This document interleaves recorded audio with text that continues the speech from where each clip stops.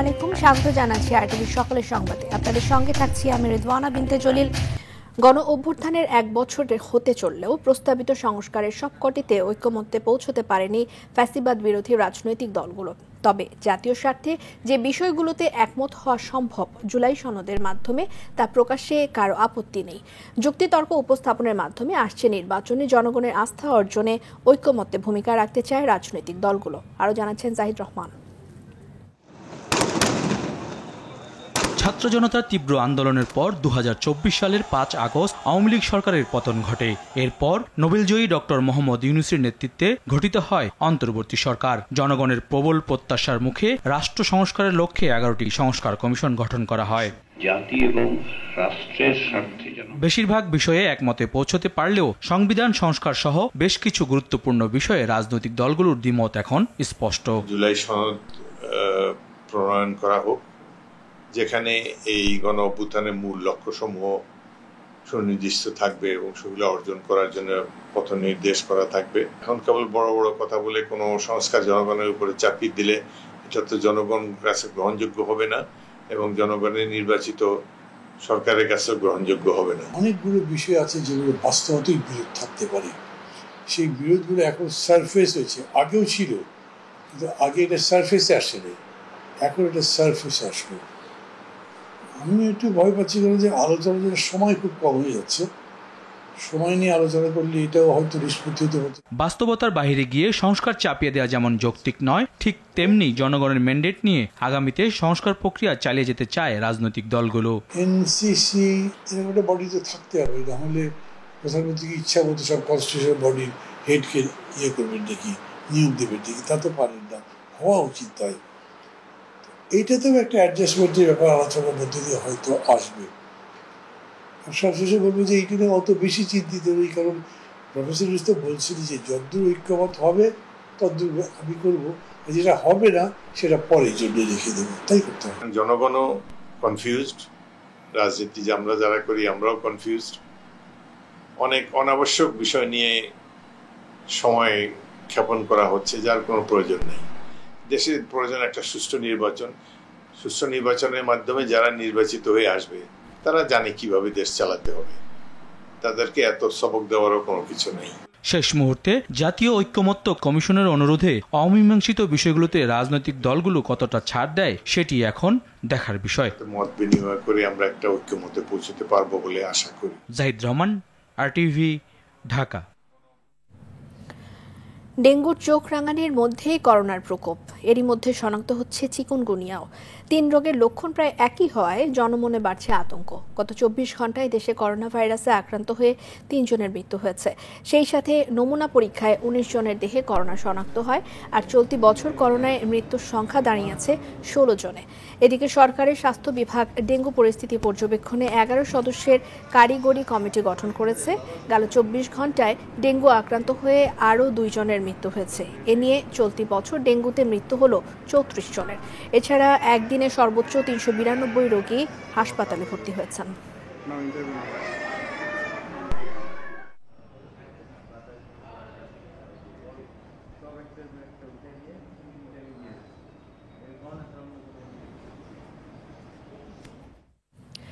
এদিকে বন্দরনগরী চট্টগ্রামে পাল্লা দিয়ে বাড়ছে ডেঙ্গু এবং করোনার সংক্রমণ। সোমবার চট্টগ্রামে করোনায় আক্রান্ত হয়ে আরও 2 জনের মৃত্যু হয়েছে এবং আক্রান্ত হয়েছে 6 জন। চলতি মাসে চট্টগ্রামে ডেঙ্গু আক্রান্ত হয়েছেন 94 জন। এ পর্যন্ত মারা গেছেন 2 জন। এছাড়া ভারতে করোনার নতুন ভ্যারিয়েন্ট শনাক্ত হয় আতঙ্ক বাড়ছে দিনাজপুরের হিলি স্থলবন্দরে। পাসপোর্ট যাত্রীদের স্বাস্থ্য পরীক্ষার জন্য হ্যান্ড এবং থার্মাল স্ক্যানার ব্যবহার করা হলেও করোনা টেস্ট করা হচ্ছে না। স্বাস্থ্য বিভাগ বলছে 2 সপ্তাহ আগে কিটের জন্য আবেদন করা হলেও তা পাননি তারা। এদিকে বরিশালে বাড়ছে ডেঙ্গু আক্রান্তের সংখ্যা। সোমবার পর্যন্ত বরিশাল জোনে মৃত্যুর সংখ্যা দাঁড়ালো 9 জনে, এর মধ্যে 6 জনই বরগুনার।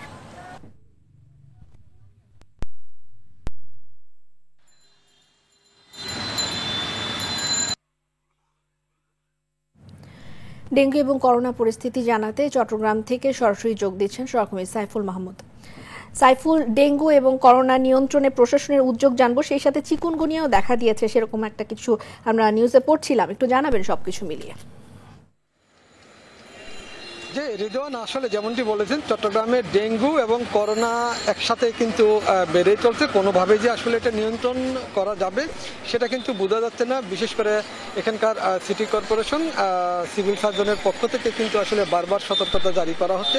এরপরও কিন্তু মানুষের মধ্যে সেই সচেতনতা সৃষ্টি হয়নি, যার কারণে যারা কিন্তু হাসপাতালে, ক্লিনিকে কিংবা বিভিন্ন জায়গায় ঘুরছেন তারা কিন্তু মাস্ক ব্যবহার করা হচ্ছে না, এবং একই সাথে যে স্বাস্থ্যবিধির কথা বলা হয়েছে সেই স্বাস্থ্যবিধি কিন্তু কেউ মানছে না। যে যেভাবে পারছে সেভাবেই কিন্তু তারা চলতেন। সিটি কর্পোরেশনের মাননীয় মেয়র মহোদয় কিন্তু গত কয়েকদিন যাবৎ তিনি মাইকিং করছেন এবং একই সাথে তিনি কিন্তু মাস্ক বিতরণ করেছেন। এরপরও কিন্তু অনেকের কাছে মাস্ক বিতরণে অনীহা প্রকাশ করেছেন। অনেকে জানালো আসলে তারা পকেটে রাখছে, হয়তো একটু আগে খুলেছে, এই ধরনের বিভিন্ন অজুহাত দিচ্ছে। এরপর এই জন্যই কিন্তু আসলে করোনার যে সংক্রমণ সেটা বাড়তেছে বলে মনে করছেন এখানকার যারা বিশেষজ্ঞ ডাক্তার আছে তারা। গত 24 ঘন্টায় যদিও 2 জন মারা গেছেন, আক্রান্ত হয়েছেন 6 জন, সর্বমোট আক্রান্তের সংখ্যা হচ্ছে 78 জন, এবং একই সাথে ডেঙ্গু আক্রান্ত হয়েছেন এই চলতি বছর 363 জন, এবং এই মাসেই আক্রান্ত হয়েছেন ডেঙ্গুতে 94 জন। আসলে বুঝাই যাচ্ছে যে দিন দিন এটার পরিস্থিতি আরও খারাপের দিকে যাচ্ছে। সকাল থেকে যেহেতু গুড়ি গুড়ি বৃষ্টি হচ্ছে, এই গুড়ি গুড়ি বৃষ্টিতে পানি জমছে, এই পানি জমার কারণেই হয়তো ডেঙ্গুর প্রাদুর্ভাব আরও বাড়তে পারে বলে ধারণা করা হচ্ছে। তবে জেলা সিভিল সার্জন জানিয়েছেন সবার জন্য কিন্তু করোনার টিকার ব্যবস্থা করা হয়েছে, কেউ চাইলেই করোনার টিকা নিতে পারবেন। তবে এখানকার চট্টগ্রামের বাসিন্দাদের মধ্যে করোনার টিকা নেওয়ার আগ্রহ সংখ্যা খুবই কম, এবং তারা কিন্তু স্বাস্থ্যবিধি মানার ব্যাপারে প্রচণ্ড উদাসীন বলে জানা গেছে। তবে অনেকেই বললো আসলে যেহেতু তারা একবার টিকা নিয়েছেন আর টিকা নিতে হবে কিনা, তারা কিন্তু এই দ্বিধা বিভক্তির মধ্যে আছে।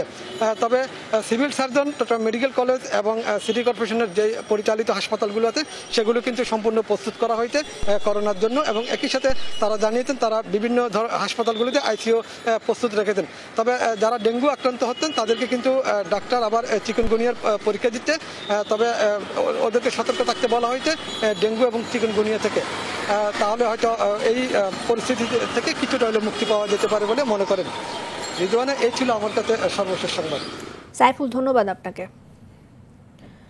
দর্শক, এই মুহূর্তে বিএমইউতে রয়েছে আমাদের আরেক সহকর্মী শাকিলা করিম, সরাসরি যুক্ত হচ্ছেন তিনি। শাকিলা, রাজধানীর হাসপাতালগুলোতে করোনা ডেঙ্গু রোগীদের চাপ কেমন, সেই সাথে চিকিৎসকরা কি বলছেন সেটিও একটু জানাবেন। জি রেদওয়ানা, ধন্যবাদ আপনাকে। 2020 সালের মার্চ মাসে যে করোনা ভাইরাসের সংক্রমণ বাংলাদেশে হয়েছিল, এবং বেশ 2-1 বছর পরে কিন্তু করোনা সংক্রমণটা আস্তে আস্তে কমে গিয়েছিল। অনেকটা মানুষ ভুলে বসেছিল যে করোনা বলে কিছু ছিল। আস্তে আস্তে করোনা সংক্রমণটা এবছর আবার ফিরে আসছে। গেল সপ্তাহে থেকে কিন্তু আস্তে আস্তে 1-2 করে মৃত্যুর খবর আমরা প্রতিদিনই পাচ্ছি, এবং এই করোনা ভাইরাসের মৃত্যুর হারটা যে 1-2 জন হলেও কিন্তু আস্তে আস্তে আশঙ্কা বাড়ছে, এবং একই সাথে মানুষের মধ্যে যেসব স্বাস্থ্যবিধি মেনে চলার বিষয়গুলো সেগুলো কিন্তু ফিরে আসছে। অর্থাৎ মাস্ক পরা, পরিষ্কার পরিচ্ছন্ন থাকা, হাত ধোয়া, স্যানিটাইজার ইউজ করা, সেই বিষয়গুলো থাকছে। তবে কয়েকজন জনস্বাস্থ্য বিশেষজ্ঞের সঙ্গে কথা বললাম, চিকিৎসকের সঙ্গে কথা বললাম, তারা বলছেন যে যেহেতু আস্তে আস্তে করোনা ফিরে আসছে, সেহেতু সরকারের পক্ষ থেকে প্রজ্ঞাপন আকারে বা টেলিভিশনে বিজ্ঞাপন আকারে যদি স্বাস্থ্য সচেতনতার বিষয়টিকে যদি আরো একটু ফলাও করে প্রচার করা যেত, তাহলে হয়তো সাধারণ মানুষের মধ্যে সচেতনতার বিষয়টি একটু ফিরে আসতো। এবং একই সাথে রেদওয়ান, আপনাকে একটু জানিয়ে রাখি, আসলে দেশ বর্তমানে শুধু করোনা নয়, প্রায় ত্রিমুখী একটি বিপদ বা সমস্যা নিয়ে কিন্তু ভুগছে। অর্থাৎ করোনা, একই সাথে একটু আগে ভাগেই ডেঙ্গু এবং চিকুনগুনিয়া, সবকিছু মিলে একটি স্থিতিশীল পরিস্থিতি বলা চলে মানুষের স্বাস্থ্যের ক্ষেত্রে। এবং ডেঙ্গু যেভাবে বাড়ছে প্রতিদিনই, গত বছর এই সময় ডেঙ্গু আক্রান্তের হার বা মৃতের হার যে পরিমাণ ছিল, সেই সংখ্যাটা কিন্তু এবছর প্রায় দ্বিগুণ। এবং প্রতিদিনই কিন্তু আমরা খবরে প্রচার করছি যে ডেঙ্গুতে মৃতের সংখ্যা কয়েকজন করে বাড়ছে, এবং এটিও কিন্তু একটি আশঙ্কাজনক বিষয় বর্তমানে। তবে ডেঙ্গু, করোনা বা অন্যান্য যেসব বিষয় নিয়ে এই মুহূর্তে যে প্রতিবন্ধকতা আসলে মনে করছে মানুষ বা বিভিন্ন সামাজিক যোগাযোগ মাধ্যমে, কিন্তু এই বিষয়গুলি নিয়ে প্রায় বলা চলে যে গুজব হচ্ছে, কিছু সত্য, কিছু গুজব, সবকিছু মিলে। তবে এই বিষয়গুলিকে এড়িয়ে আসলে সরকারের পক্ষ থেকে যদি কোনো স্পষ্ট বার্তা যদি সাধারণ মানুষের জন্য বিজ্ঞাপন আকারে দেওয়া হয়, জনস্বাস্থ্য বিশেষজ্ঞরা যেভাবে বলছেন, সেটি করলে কিন্তু আসলে মানুষের জন্য খুব ভালো হয়। রিদওয়ানা, সাধারণ মানুষ উপকৃত হবে। ধন্যবাদ শাকিলা আপনাকে। এদিকে চট্টগ্রামে করোনা ভাইরাস রোধ করতে স্বাস্থ্যবিধি মানতে নির্দেশনা দিলেও মানছে না কেউই। মাস্কবিহীন চলাফেরা, সামাজিক দূরত্বে অনীহা এবং গণপরিবহনে গাদাগাদি করে চলাচল এসবই বাড়িয়ে দিচ্ছে সংক্রমণের ঝুঁকি। এখনই সচেতন না হলে ভবিষ্যতে বড় বিপর্যয়ের আশঙ্কা করছেন বিশেষজ্ঞরা। চট্টগ্রাম থেকে সাইফুল মাহমুদের পাঠানো তথ্যচিত্রে আরও জানাচ্ছেন ইফতেশামুল গনি। করোনার নতুন ভাইরাসের প্রভাবে হঠাৎ করে দেশে আবারও বাড়ছে করোনা রোগী। রাজধানীসহ অনেক জেলা শহরেও পাওয়া যাচ্ছে আক্রান্ত রোগী, মারাও যাচ্ছে অনেকে। জেলা শহরগুলোর মধ্যে সবচেয়ে বেশি রোগী পাওয়া যাচ্ছে চট্টগ্রামে। স্বাস্থ্য অধিদপ্তরের তথ্য অনুযায়ী চলতি সপ্তাহে প্রতিদিন 30 থেকে 40 জন করে রোগী শনাক্ত হচ্ছেন। অথচ এমন পরিস্থিতিতেও নেই কার্যকর স্বাস্থ্যবিধি মানার কোনো চিত্র।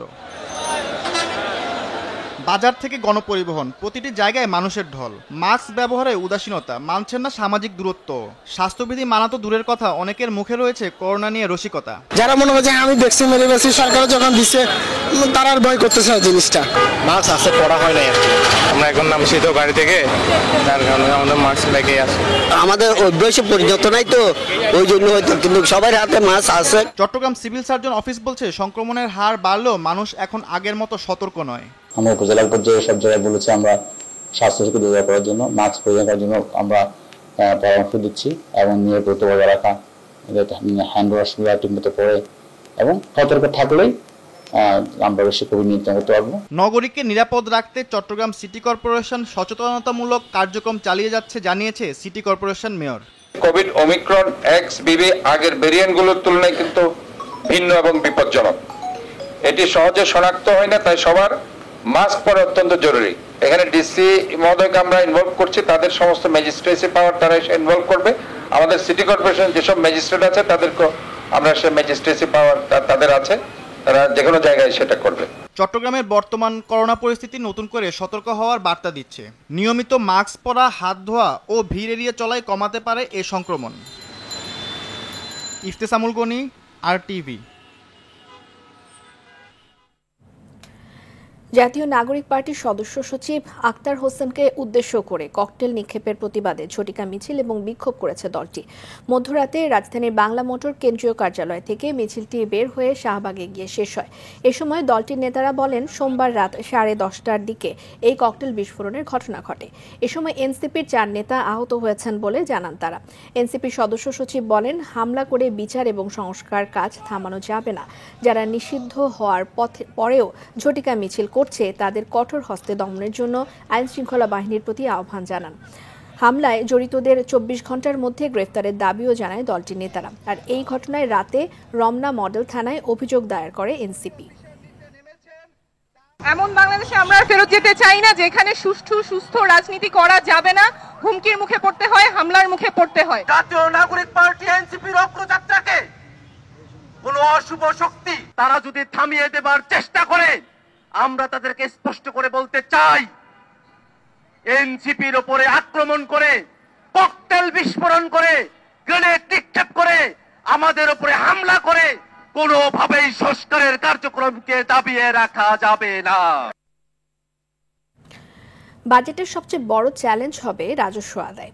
সংস্কার ছাড়া আগামী 10 বছরেও কাঙ্ক্ষিত রাজস্ব আহরণ সম্ভব নয় বলে মনে করেন অর্থনীতিবিদরা। কর বহির্ভূত আয় বাড়ানোর পাশাপাশি পরিচালন খরচেও স্বচ্ছতার তাগিদ দেন তারা। আরও জানাচ্ছেন তৌহিদুর রহমান। বড় পরিবর্তন ছাড়াই প্রস্তাবিত বাজেট অনুমোদন দেয় ডক্টর ইউনূসের নেতৃত্বাধীন অন্তর্বর্তী সরকার। এতে ঘাটতি থাকায় 2,26,000 কোটি টাকা ঋণ নিতে হচ্ছে সরকারকে। অন্যদিকে বিগত সরকারের রেখে যাওয়া ঋণের সুদের পরিমাণও অনেক। ভবিষ্যতে তা বাড়তে পারে বলেও আশঙ্কা অর্থনীতিবিদদের। এখন সরকার যে পরিমাণ টাকা বিদেশি সাহায্য পায়, এই বিদেশি সাহায্যের সম পরিমাণ টাকা দিয়ে সরকারকে কিন্তু সরকারের সুদের ব্যয় মেটাতে হয়। আমরা যদি যথেষ্ট পরিমাণে সংস্কার করতে না পারি, যদি আমরা যথেষ্ট রাজস্ব আদায় মনোযোগী না হয়, শুধু এই বছর না, আগামী 10 বছরে আপনি বাজেটের মধ্যে কোনো গুণগত পরিবর্তন দেখবেন না। এই বাজেটটার সবচেয়ে বড় চ্যালেঞ্জ হচ্ছে রেভিনিউ মোবিলাইজেশন, অর্থাৎ যে 5,64,000 কোটি টাকার যে টার্গেট আছে, এই টার্গেটটা আসলে কতটুকু বাস্তবায়ন হবে। এই রেভিনিউটা অ্যাম্বিশাস মনে হচ্ছে, কারণ এটা ফুলফিল করার জন্য যে সমস্ত উদ্যোগ, যে সমস্ত অটোমেশন থেকে আরম্ভ করে যে রিফর্মগুলো দরকার, সেগুলো যদি আমরা করতে না পারি তাহলে এই টার্গেটটা আসলে অনেকটা চ্যালেঞ্জ আকারেই থাকবে। অর্থনীতির চাকা সচল রাখতে খাতভিত্তিক পরিকল্পনা বাস্তবায়নে সমন্বয় দরকার, পাশাপাশি কর্মসংস্থান বাড়ানো এবং রপ্তানি বৈচিত্র্য আনারও তাগিদ দেন অর্থনীতিবিদরা। আমরা জানি হয়তো কয়েক মাস পরে এই গভর্নমেন্ট থাকবে না, কিন্তু এই গভর্নমেন্টের যেই উদ্যোগগুলো নেওয়া হয়েছে, এই উদ্যোগগুলোকে কিভাবে সামনে বাস্তবায়ন করা যায় সেটা যদি একটা ধারাবাহিকতা থাকে তাহলেই আপনার এই বাজেটের সাকসেসটা ডিপেন্ড করবে। সংস্কার কর্মসূচি অব্যাহত রাখারও তাগিদ দেন তারা। তৌহিদুর রহমান, RTV, ঢাকা। এ পর্যায়ে নিচ্ছি হাইসেন সংবাদ বিরতি, ফিরে এসে থাকছে।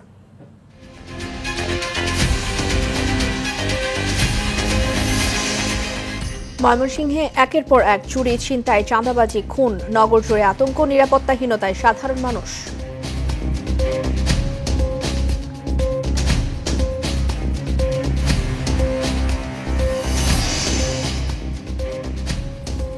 এবং অনিয়ম আর দুর্নীতির আখড়া টাঙ্গাইলের ভূঁইয়াপুর বিদ্যুৎ অফিস। ভুতুড়ে বিলে গ্রাহকদের কাছ থেকে হাতিয়ে নিচ্ছে কোটি কোটি টাকা।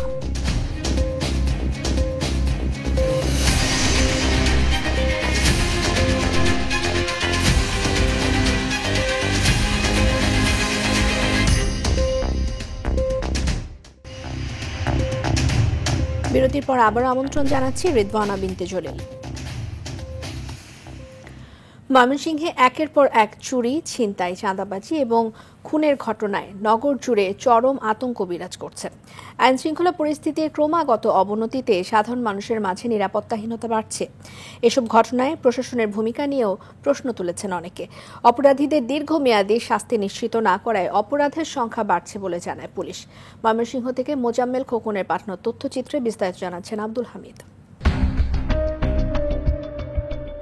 2024 সালে ময়মনসিংহ নগরীতে চুরির ঘটনা ঘটেছে 228টি, খুন হয়েছেন 108 জন। 2025 সালে এরই মধ্যে প্রাণ গেছে 38 জনের। চুরি ও ডাকাতির ঘটনা ঘটেছে 104টি। সম্প্রতি নগরীর প্রাণকেন্দ্র গাংনীরপাড় এলাকার একটি শপিং মলের মোবাইলের দোকানে বিভিন্ন ব্র্যান্ডের 2 শতাধিক ফোন চুরির অভিযোগ উঠেছে। গত 17 জুন এক রেস্তোরাঁর মালিককে মুখ ও হাত পা বেঁধে নগদ 23 লাখ টাকা চুরি করে দুর্বৃত্তরা। এছাড়া দিনে দুপুরে প্রায় ছিনতাইয়ের শিকার হচ্ছেন নগরবাসী। এসব ঘটনায় আতঙ্কিত তারা। আমার দোকানের ভিতরে ফুটেজ আছে, ক্যামেরা আছে, ফুটেজ ক্যামেরা টানতে দেখলাম যে এখান থেকে 5 জন লোক এসে এটা সকালবেলা মার্কেট ঢুকছে। সবাই মার্কেট খোলার পরে ঢুকতে এসে আমার দোকানে সব ফোন প্রায় আপনার 8 থেকে 10 লাখ টাকা ক্যাশ সব ফোন নিয়ে গেছে। দরজাটাও খোলা আছে, সব নিয়ে আমার পিছন দিক দিয়ে দৌড়ে ফেলাইছে। দৌড়াই পরে আর একটা আসিল তো 2 জন আর কি, পরে ওই যে মুখ বাঁধছে, চোখ বাঁধছে, হাত বাঁধছে, পরে পা বাঁধা পরে ওই জয় করে নিয়ে ফালায় রাখছে। আইন শৃঙ্খলার ভয়াবহ অবনতির কারণেই প্রতিনিয়ত এমন ঘটনা বৃদ্ধি পাচ্ছে বলে মনে করেন সুশীল সমাজের প্রতিনিধিরা। চুরি, খুন, সন্ত্রাস, রাহাজানি, ছিনতাই অহরহ হচ্ছে। দিন দুপুর মানুষের টাকা নিয়ে যাওয়া হচ্ছে, রাস্তা ব্লক করে মানুষের ছিনতাই করা হচ্ছে। আইন শৃঙ্খলা পরিস্থিতি যদি ভালোই থাকতো তাহলে তো তারা এত কিছু করতে পারতো না। আসামিরা গ্রেপ্তার হলেও জামিনে বেরিয়ে ফের অপরাধের সঙ্গে যুক্ত হয়, ফলে অপরাধ নির্মূল করা সম্ভব হচ্ছে না, বলছেন পুলিশের এই কর্মকর্তা। আমরা এই দায়িত্বকে এড়িয়ে যাচ্ছি না। আমরা দেখতেছি চুরি যেটা বেড়ে গেছে, আমরা খুব দ্রুত তাদের সবার বিরুদ্ধে ব্যবস্থা নিই। ঘটনাগুলো ঘটতেছে, এগুলো আমরা প্রত্যেকটা ঘটনায় আমরা তদন্ত আইনের মধ্যে নিতেছি, মামলা নিচ্ছি যারা অভিযোগ করতেছে, এবং আমরা তাড়াতাড়ি এগুলো বের করে ফেলবো। অপরাধীদের বিরুদ্ধে জিরো টলারেন্স ও নৈতিকভাবে প্রশাসন নিজেদের দায়িত্ব পালন করলে আইন শৃঙ্খলা পূর্বের ন্যায় ফিরে আসবে বলে মত নাগরিক সমাজের। আব্দুল হামিদ, RTV। অনিয়ম আর দুর্নীতির আখড়ায় পরিণত হয়েছে টাঙ্গাইলের ভূঁইয়াপুর বিদ্যুৎ অফিস। মতুরে বিলে গ্রাহকদের কাছ থেকে হাতিয়ে নেওয়া হচ্ছে কোটি কোটি টাকা। পিয়ন থেকে শুরু করে নির্বাহী প্রকৌশলী সবার বিরুদ্ধেই রয়েছে অভিযোগ। এসবের সত্যতা মিলেছে দুদকের অভিযানেও। টাঙ্গাইল থেকে কামাল হোসেনের পাঠানো তথ্যচিত্রে বিস্তারিত জানাচ্ছেন আব্দুল হামিদ। ঘুষ গ্রহণ, মিটার বাণিজ্য, গ্রাহকদের কাছ থেকে অতিরিক্ত অর্থ আদায় সহ নানা দুর্নীতির অভিযোগ উঠেছে টাঙ্গাইলের ভুয়াপুর বিদ্যুৎ কেন্দ্রের কর্মকর্তা ও কর্মচারীদের বিরুদ্ধে। ভুতুরে বিলে অতিষ্ঠ অঞ্চলটির গ্রাহকরা। তারা বলছেন বিলের সঙ্গে মিটার রিডিং এর মিল নেই, প্রতিবাদ করলে হতে হয় দুর্ব্যবহারের শিকার। প্রতিটা মিটারে 5,000, 6,000, 7,000 ইউনিট করে প্রতিটা ইউনিটে বেশি নিতেছে। কি দেখতে পারে মিটার দেখতে পারে মিটারও দেখতে পারে না, যে আমার এই বিলের কাগজ নিয়ে মিটারের ছবি তুলে নিয়ে গেছি, তারপর তো মনে করেন যে বিল কমায় না। প্রত্যেকে 2-3 হাজার ইউনিটের টাকা আমরা অলরেডি সরকারকে দিয়ে ফেলেছি। অনিয়মের বিষয়ে জানতে চাইলে এড়িয়ে যান বিক্রয় ও বিতরণ বিভাগের নির্বাহী প্রকৌশলী খন্দকার কামরুজ্জামান। গ্রাহকের কেস টু কেস ইন্ডিভিজুয়াল প্রত্যেকজন গ্রাহকের এস পার মিটারে যে কনজাম্পশনটা আছে ওই মিটার রিডিং হিসেবে আমরা সঠিক করে দেব এবং আমরা এই সব মিটার চেঞ্জ করে প্রিপেইড মিটার স্থাপন করব। অনিয়ম দুর্নীতির সত্যতা পাওয়া গেছে দুদকের অভিযানেও। এই গ্রামের প্রায় প্রতিটা বাড়িতে ওভার রিডিং করা হয়েছে এবং এটা কম বেশি একটা এভারেজ প্রতিটা জায়গায়, যে কোনো কোনো ক্ষেত্রে 2000 থেকে 5000 ইউনিট কম বেশি আছে। ভুয়াপুর উপজেলায় 50,000-এরও বেশি বিদ্যুৎ গ্রাহক রয়েছে। তাদের মধ্যে অধিকাংশই অযৌক্তিক বিল ও সেবার মান নিয়ে অসন্তুষ্ট। অভিযোগ তদন্ত করে দ্রুত জড়িতদের আইনের আওতায় আনার দাবি ভুক্তভোগীদের। আব্দুল হামিদ, RTV।